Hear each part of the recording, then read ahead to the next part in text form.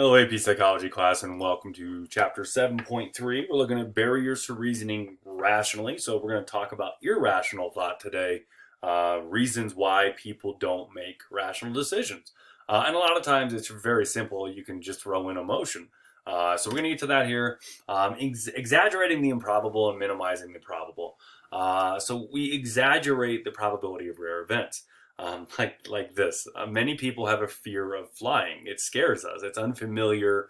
We're not used to it. The turbulence kind of does things that we're not used to, and so it scares us. And so some people exaggerate the idea of a car crash or a plane crash.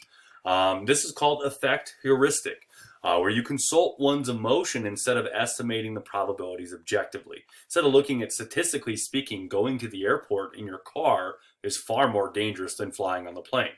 The most dangerous part of a vacation is driving to and from the airport. And so our emotions cloud that judgment. You can do it the other way, though, too. I mean, the Powerball and the Mega Millions is worth, well, currently, on Palindrome Day, 1/20/21, it's like $860 million. And so we get excited. We get, kind of happy and think about all the good things we could do if we won that money. And so emotionally, we start believing that we can win the Powerball, even though the statistics of it is one out of a gazillion, chance, and it's very, very low. Some examples: Ebola. I believe that when Ebola hit, I think years ago, we had less than a dozen cases in this country, but there was a audible panic. There was mad cow disease in Britain. A couple cows had this wasting disease that was going on. It actually hits elk here, and so they banned all exports or imports of beef from Britain.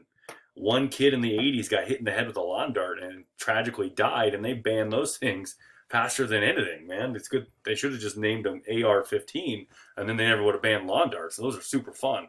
Sorry, that was a little bit of a political joke, just trying to have fun there. Availability heuristic is to judge the probability based on how you can think of an example of it, or how you can imagine it happening. There are examples of plane crashes. Tragically, there was one that disappeared in Indonesia just last week. And so you see that on the news and you go, oh my gosh, it's terrible. You see it in movies. And so there are examples of this going on. There are examples of people winning the Powerball. There's a person who won it in rifle at one point, won a giant jackpot. And so we can imagine that would happen to me. And so it's not the effect heuristic is you have the emotions. The availability heuristic is you basically can imagine it because it has happened. It has happened and you've seen it, or if you witnessed it or you saw it on the news. And so, like I said, flying or driving, most of us prefer driving, even though it is much, much more dangerous. And so you can see the probability of positive things too if you're an optimist. Like I said, I'm going to win the Powerball. I'm going to win the Mega Millions. And then I'm going to, buy everyone a new car, whatever. But remember, our minds for survival, because of the amygdala, are a bit like Velcro in terms of negative things. Negative things stick on our head, whereas positive things just slide right by like Teflon. So some other things: avoiding loss. People will avoid or minimize risk and losses when they make decisions. I'm not going to ask that girl out. She'll just turn me down. There's no way I'm going to apply to that college. They'll just say no. I'm not going to try out for that team. I'm not good enough. They'll just cut me. This was my philosophy in high school. You can't have a bad breakup. I never had a bad breakup because I never had a girlfriend. See? And I saved a lot of money on Valentine's Day, too. Fairness bias. Even though you've been told by your parents your entire life, you've whined, it's not fair, it's not fair. And your parents have replied dozens upon dozens, if not hundreds of times, life's not fair. But we want it to be fair. Equality and opportunity are cornerstones of American culture. And so we think we should all get the same chance. This sense of fairness often takes precedence over rational self-interest. It's not fair that person was all conference. I played hard too. Why am I not getting recognized? Things like that. That's why, we've had generations of kids getting participation medals and not being rewarded for being better than someone. There are schools moving away from class rankings and valedictorians because it hurts other kids' feelings. It's not fair. We do the ultimatum game. Basically, hey, I've worked here for this long. If I don't get that promotion, I'm gone. I deserve it. This is what's fair. This is all I'm asking. And people make these bizarre decisions based on things like that. Herbert Simon found that people don't always make rational decisions in terms of economic decisions. People like bottled water. I get it. It does taste good. It's convenient, but a little 16 ounce, 12 ounce bottle of water is $1.50. You can buy a gallon of water at the store for like 50 cents. It's more water, but it's not as convenient to carry a jug around, I guess, unless you're like an offensive football lineman. You can get one bottle of water, you can get 15 glasses of tap water. And tap water is more heavily regulated. It actually has less imperfections because bottled water is regulated by the Food and Drug Administration, whereas tap water has higher standards from the EPA, the Environmental Protection Agency. But we don't make these decisions rationally because it's convenient, and I just like it. I don't know, the bottle looks cool. It makes me look smart. And so we make these decisions that aren't rational, and we can't really explain them. And it doesn't, especially when you put it down to dollars and cents. Confirmation bias. This kind of goes along with some of the other things we were talking about previously. Paying attention only to the evidence that confirms your belief. We call these today echo chambers. I'm only going to listen to the news channel that I like because they tell the facts. They tell the truth straight up, whether what side that is or not. I'm going to block you on social media because I don't like your views. I want to hear what I want to hear.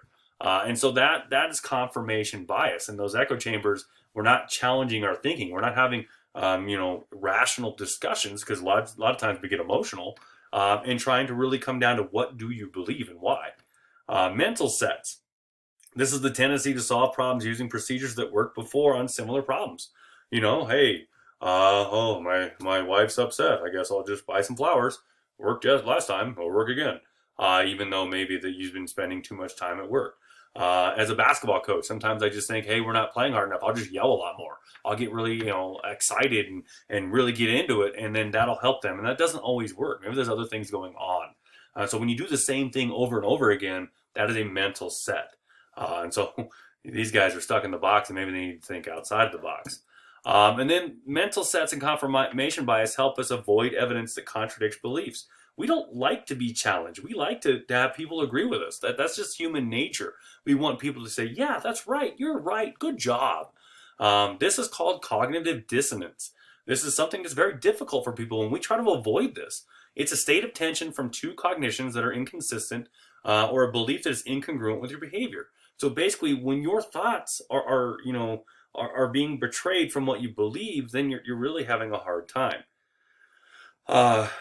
Or your behavior doesn't basically go with what you don't practice what you preach. Some people claim to be extremely honest people, but they have no problem cheating on a test or on homework to get an A because they need that money for a scholarship. That is cognitive dissonance. Your behavior doesn't match what you believe. We call them hypocrites all the time, things like that. So some reasons why we have cognitive dissonance. When you need to justify a choice or decision that you freely made, I had to do that. It was the only thing I could do. We have buyer's remorse. You buy something, you saved up your money, and then you got it and you're like, oh, maybe I shouldn't have spent all that money. Maybe I shouldn't have bought that, 16th pair of Air Force Ones. Maybe I shouldn't have bought those Jordan, the 5s that I got that I didn't even want, but I got them. Okay. Buyer's remorse is technically called post-decision dissonance. And we get it. It's natural. It's natural to have that whenever you save up money and then buy something like, oh, should I have really done that? When you need to justify behavior that conflicts with your own view of yourself. Hey, I'm an honest person. I'm gonna duck out of work a little early. I've been working really hard. I deserve this. And so that once again, that's that cognitive dissonance. When you need to justify the effort to put in the decision. You work really hard for something, you got to go, yeah, this was worth it. Like spending 2 years of your family's, life of their childhood trying to get a master's in history because you got a little bit of a pay raise and you can offer a dual enrollment class. Sorry, my bad. That's me. And so we need to justify the effort. I do it for you guys. So I can offer dual enrollment. You get free college credit. It's all for you. So that's justification of effort. And you can go much, much more in depth with these. And we'll come back to some of these when we talk about social psychology because there are some social aspects going on here. If you have any questions, let me know. I got one more. My bad. I got ahead of myself.